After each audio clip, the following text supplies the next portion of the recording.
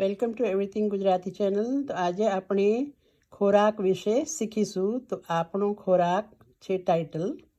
હવે ઘઉંના અંદરથી શું શું બને છે, કઈ કઈ વાનગી બને છે, તો આપણે સૌથી પહેલાં જોઈશું ઘઉંમાંથી પૂરી બને છે, થેપલું બને છે, પછી પાઉં બને છે, બ્રેડ, પછી બિસ્કિટ્સ બને છે, આપણે ઘરમાં જે તાજી રોટલી બનાવીએ ને રોટલી કે ભાખરી એ પણ ઘઉંની બને છે, અને કેક પણ બને છે. તો આ હતી ઘઉંની વાનગીઓ, એટલે ઘઉંમાંથી બનતી વસ્તુઓ. હવે આપણે જોઈએ કે ચોખામાંથી શું બને. તો ચોખાની વાનગીઓમાં શું આવે છે? સૌથી પહેલાં તો ભાત એટલે કે ચાવલ. એના પછી આવે છે ખીચડી, આપણે ખીચડી બનાવીએ છીએ ને નરમ એ. પછી એના પછી આવે છે બિરયાની પણ ચોખાથી બને છે. અને પુલાવ, મટરનો યા આલુનો, બટાટાનો પુલાવ, બધું ચોખામાંથી બને છે. તો આ બધી ચોખાની વાનગીઓ હતી. હવે આપણે જોઈએ શાકભાજી વિશે. તો શાકભાજી એટલે કે વેજીટેબલ્સમાંથી શું શું બને છે? સૌથી પહેલાં તો આપણે વેજીટેબલ્સમાંથી શાક બનાવીએ છીએ, રાઈટ? શાક કોઈ પણ જાતનું હોય, ભીંડા હોય કે રીંગણા હોય યા બટાકા હોય, તો આ બધા શાક ઓલામાંથી બને છે, વેજીટેબલ્સમાંથી. પછી વેજીટેબલ્સનું સૂપ બને છે, અલગ અલગ વેજીટેબલ્સ નાખીને. પછી વેજીટેબલ્સમાંથી કચુંબર બને છે, જેવી રીતે કાકડી છે, ટમાટર છે, ડુંગળી છે, આનું એક કચુંબર બની શકે છે.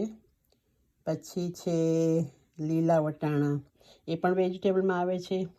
પછી તમે જુઓ છો કે બાટલીના અંદર શું છે? અથાણું છે. અથાણું એટલે કે પિકલ્સ પણ આને અંદર બધું મરચાંને નાખીને બનાવે છે.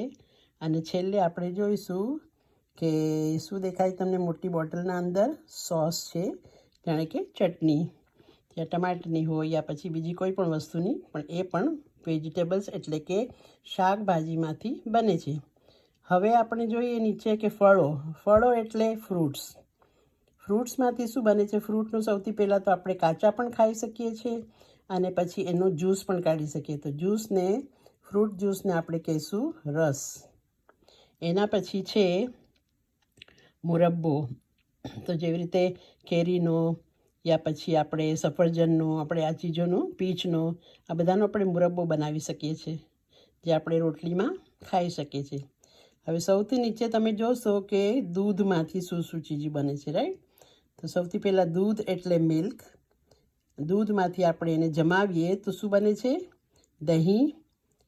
દહીંમાંથી આપણે છાશ બનાવી શકીએ છીએ. દહીંમાં થોડુંક એવું પાણી નાખીને આપણે એને વલોવીએ, હલાવીએ તો એમાંથી માખણ નીકળે છે. માખણ એટલે કે બટર, ઓકે.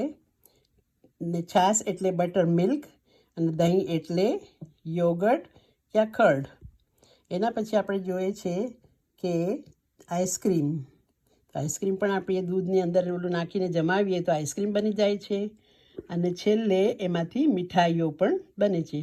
તો દૂધમાંથી આટલી બધી વસ્તુ બને છે: દહીં, છાશ, માખણ, ઘી, પછી આઈસ્ક્રીમ અને મીઠાઈઓ. તો આ બધી વસ્તુઓ આપણા ખોરાકમાં આવે છે. કે આપણે રોટલી, પછી ચોખા, પછી આપણે ફ્રૂટ ને ફળ ખાઈએ છીએ, પછી શાકભાજી એટલે કે વેજીટેબલ્સ, અને દૂધની બનેલી ચીજો પણ આપણે ખાઈએ છીએ. તો આ બધું હતું આપણો ખોરાક, અવર ફૂડ. ઓકે, તો પછી ફરી મળીશું વધારે વોકેબ્યુલરી વર્ડ સાથે. Don't forget two subscribe.